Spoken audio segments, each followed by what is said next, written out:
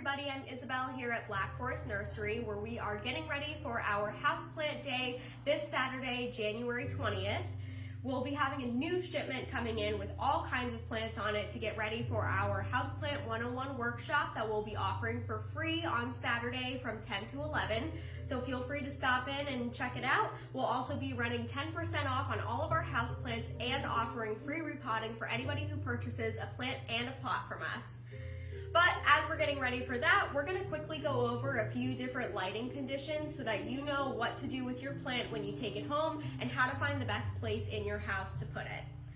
So when we get to talking about houseplant lighting, there are a lot of different terms that people throw around to identify where you should put your plant. So we're going to just go through a basic list of them to help you understand what everything means.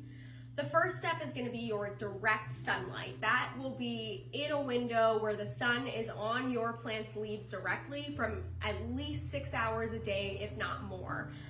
Things like cactuses and succulents and even some types of herbs will do best in those sunlight conditions because their leaves won't get burnt from that direct sun exposure. So if you have a southwest facing window, you'll want to put it near the window, not directly on the windowsill because the sun can get a little bit too hot for them. But the best place will be in that south facing window for anything that likes direct sun. The next step down from that is going to be your bright indirect light.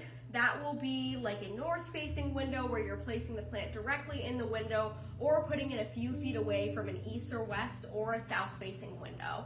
Those are plants like your pothos, the dracaenas, as well as some philodendrons that like the bright light exposure, but they can't tolerate as much of the direct light on their leaves without getting burnt. So in those cases, you'll want to make sure it's getting a lot of sunlight, but not anything where the sun's rays are touching the plant's leaves directly. The next part of that is the medium indirect light, which is another step down as far as direct sunlight exposure. Those will be your tropical forest floor type plants, which are like the calatheas, some other types of pothos, and then your ferns will do well in those conditions.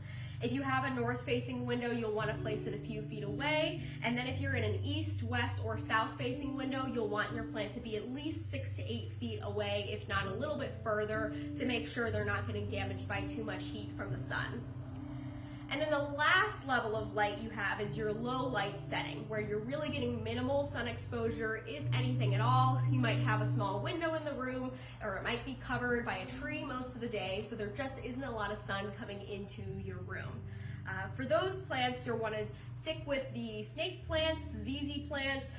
There are other plants like polka dot plants and even some pothos that can tolerate it. You just might notice that they're not thriving quite as much as if you had them in the sunlight conditions that they prefer best.